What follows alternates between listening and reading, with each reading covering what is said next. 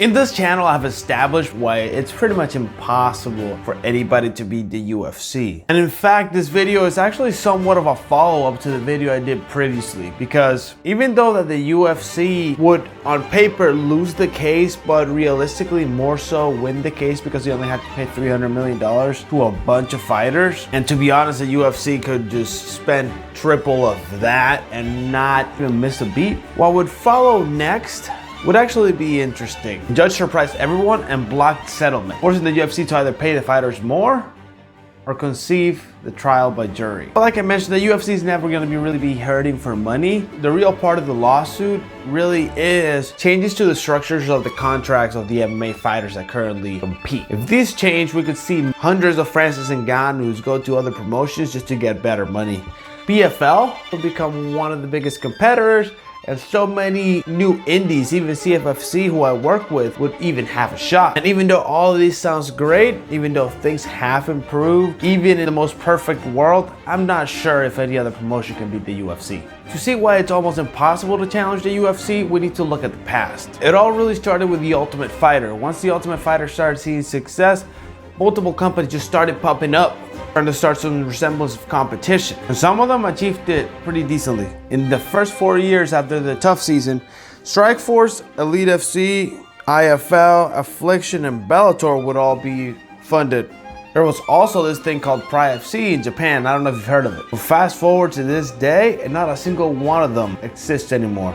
And honestly, most of them got purchased by the UFC. Ones that haven't been purchased by the UFC have gotten in trouble some other way. For example, Pride FC, which got into a scandal with the Yakuza. I also made a video about that. If you want to check it out, it's right there. But if Pride could do it and they were only to blame themselves for the mistake, that means that somebody could possibly take a shot at the UFC, right? Well, let's do some digging. Elite FC, IFL, all those organizations really are run poorly. And the UFC purchased them. There really wasn't any issue with that. The UFC wanted to purchase the fighters, the libraries. Everything was understandable and justifiable. However, when it comes to the downfall of Pride FC with the Yakuza, the UFC clearly stated in emails that they would overpay for Pride FC just so nobody else could buy it. And the reason why they did this is because it was a brand that had viable momentum behind it. Even though with the Yakuza, all they really needed to do was to be purchased by somebody and clear the image, and they would have had the biggest shot at beating the UFC.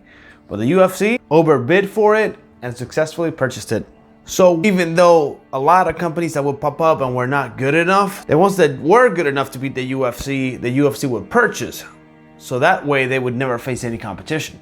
Well, what about Bellator? They existed as a secondary brand for years, and now they are purchased by the PFL. And in court, actually the UFC pointed out to their existence by saying that a lot of the fighters that were in the UFC would go and jump ship over to Bellator and put a competitive product over there.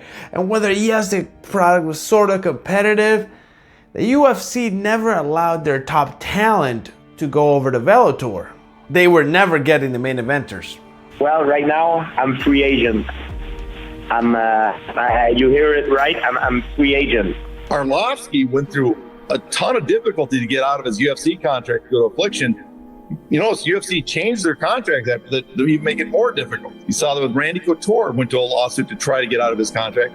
Then the UFC changed their contract to get rid of the loophole that Randy Couture was trying to use. They've made a landscape where it's impossible for new money to come in and enter the field and have any chance of success because the key assets that you need, top fighters, are completely unavailable. A long-standing practice that the UFC intentionally does to keep top fighters from jumping ship to the competition. If you look at all the defunct promotions since the UFC start, the UFC took place in most of their demise through either acquisitions or just hoarding all the best available talent, which is where the fighters had their issue. Because no competition means that the wages are stagnant. That's why boxers get paid so much. Top boxers are very limited, and the promotions have to compete for those top boxers, giving the boxers massive paydays. So when there's a monopoly, the wages are not going to be super high up because the one company controls how much they pay their top fighters. But you might be thinking, honestly, why should we care if it's going to make the UFC look anything like boxing? Why do we care about fighters getting paid more? It doesn't really matter to me because it's never been about the zeros. I would have fought anyway and did fight anyway, but that was kind of the final straw, the final insult. Most fighters in UFC, they are starving, and for UFC it's very easy. When you keep a lot of your staff starving, they are easier to control. I am negative in my account right now, just to get that bonus.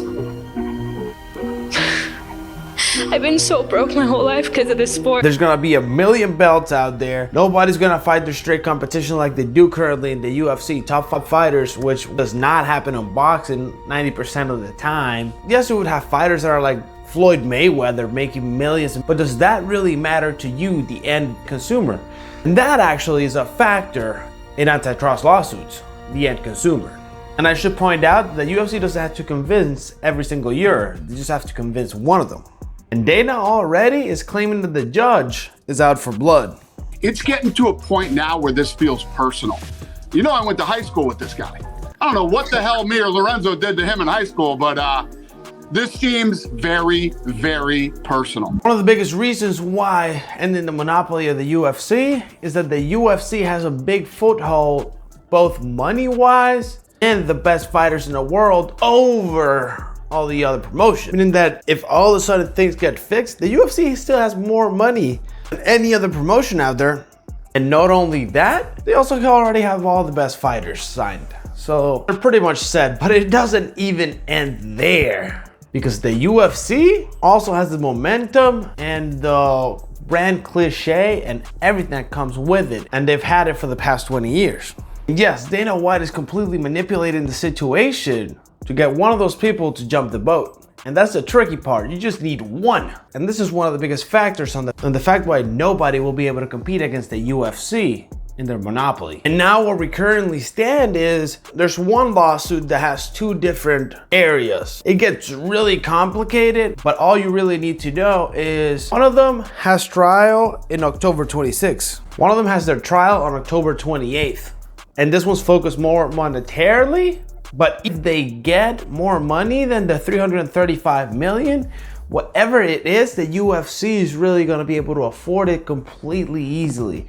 And as far as the other group, it's even more frustrating because they are still in a discovery process, meaning that it could take years before they actually ever get to sniff a courtroom. Yes, that's it. Yes, that's the trickiest part. The contract literally waives you from suing the UFC, which means they would need a waive for the waivers. Waivers would need to be considered illegal to start the process in the first place. You need to have a class action lawsuit. And if they fail, all the fighters signing now are completely waiving this lawsuit. They are trying to challenge this, but if they fail, they're done. The lawsuit is dead on its tracks. So it might take 5 to 10 years to even go to trial. And with so many years to wait, paying the lawyers is gonna eat up into the entire profit. And honestly, even keeping the lawsuit afloat is gonna be hard. We might even find this lawsuit to just end up in a total loss with not even a trial. And even if they can afford all this, however many years it takes, once they go to court, if they can't convince each and every single one of those jurors, then the lawsuit is dead also. Now, the fact of a slam dunk for both cases is not out of the question. They might alter business practices, still get a bunch of money for everybody, or they both lose and all this time and all these millions and settlements go to nowhere and they can't even break even. And after doing a little bit of digging, what might happen is the first group of people that are looking for money are going to get a considerable pay raise on the $335 million, which is awesome for them. But as far as changing in the future of the UFC, which would be the second lawsuit, it will most likely not go through. The waivers are most likely to finish them off. But then again, who really expected the judge to reject the initial settlement? So I guess only time will really tell. Because currently the UFC is a hell to live in. You can check out that video right there to see how hard it is right now. And if they don't win, there will be many more scenarios like George St. Pierre right there, who was the best in the world, yet the UFC never decided to promote him, and he had to retire in his prime. So I will see those videos. See ya! It's all on the coat, ballin' now, skirt down. All all of these diamonds sold. Bought them for me, but they're yours now. You could drink it, but take it slow. Ballin' for you, falling for